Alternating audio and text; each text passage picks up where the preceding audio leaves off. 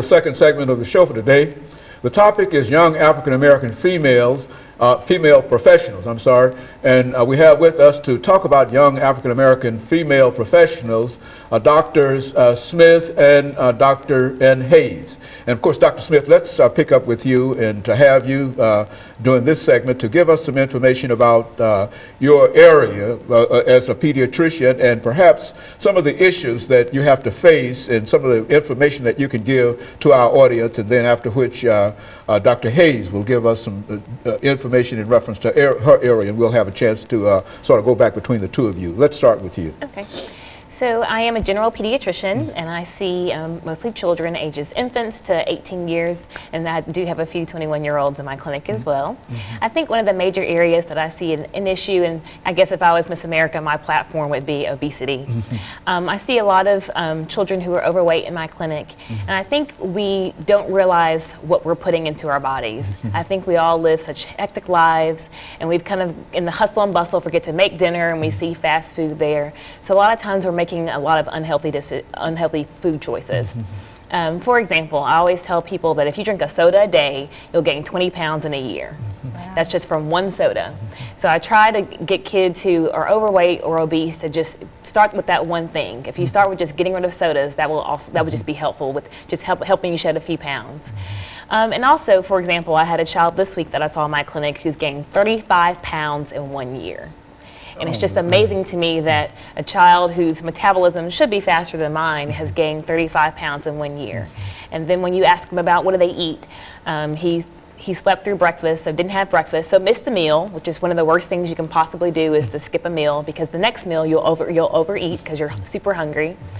And he's also just completely not active. We're kind of living more sedentary lives now, and he plays 4 hours of video games a day. And of course, that's the reason that he's gained some 35 pounds over a year. And Dr. Hayes, what about some of the things that you're concerned with in terms of your profession and dealing with young people? Well, I have several concerns with my profession. One of the main concerns, and especially in the school settings, which is where I work, is that people don't understand what I do. They say, you know, my title is a speech language pathologist.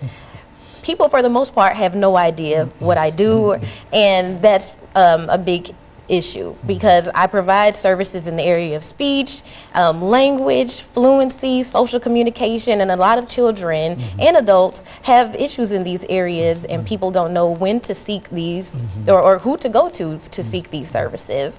Okay, so I think one thing is to know that in the area of speech, that's articulation. That's how we say different sounds. And when you speak, can you be understood? Can you say all the different letters?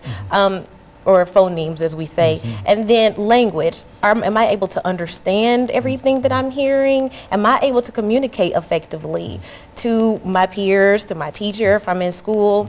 And then another area is fluency, and that is stuttering. And a lot of people have issues being able to communicate and without doing the blocking and the repetitions and things like that. So it's very vast. And another major area is social communication, which is in the area of autism, and which is very prevalent right now, and it just seems to be getting more and more prevalent, social communication and pragmatic issues. Do you ever see any of the problems that she's talking about in your profession, and how do you react to those problems? Definitely. I think we are seeing more autism. I don't think it's from vaccines. I think it's just we're doing a better job of picking up those children who could possibly have autism.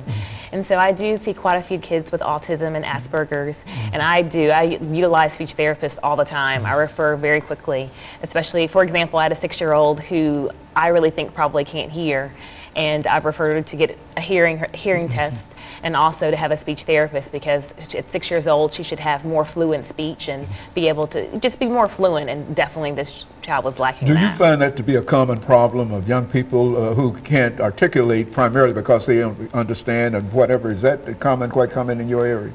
I do. I think I do see a lot of kids with speech issues. I was surprised in my area to see that so many kids with speech issues.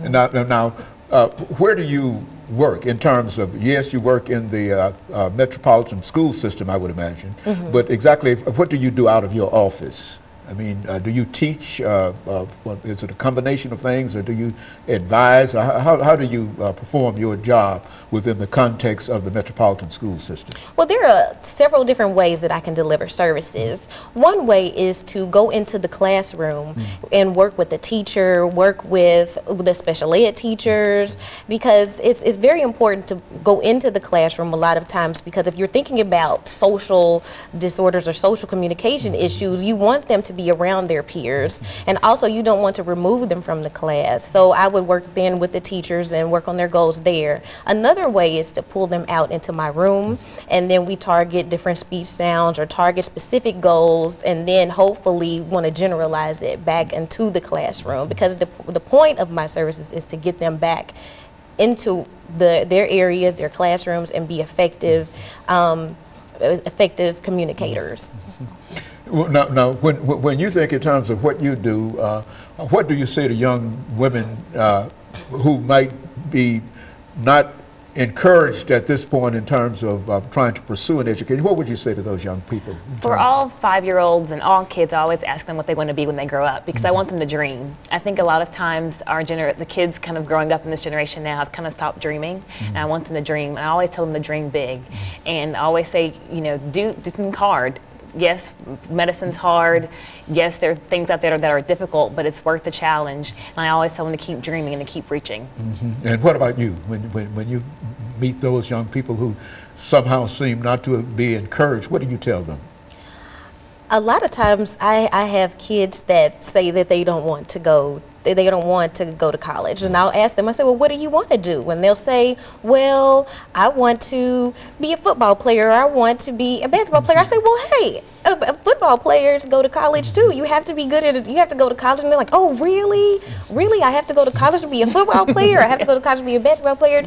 A lot of times, getting an education opens the doors to many areas, to not just to being a doctor or speech language pathologist, but to being even an athlete, or to being a beautician. They all need to go to school, and it's very important. It's important not only to follow your example, but to be educated, period. Is that what we're saying? Very good. Yes. I also tell kids when they want to be athletes, I always say, just what if? I said, what if you get injured? What are you going to fall back on? I said, you can fall back on your education when you go to college. And I think they need to know, they need to have a backup plan just in case. Very good, and it's very difficult to be a good athlete unless you go to college, because you know, you have to start somewhere, and that's generally where. And I think you've been involved in the band and et cetera, and so you know quite a bit about the athletic tradition in terms of how you get there. And of course, let's have this second commercial break, and we'll be back with our audience following this short break.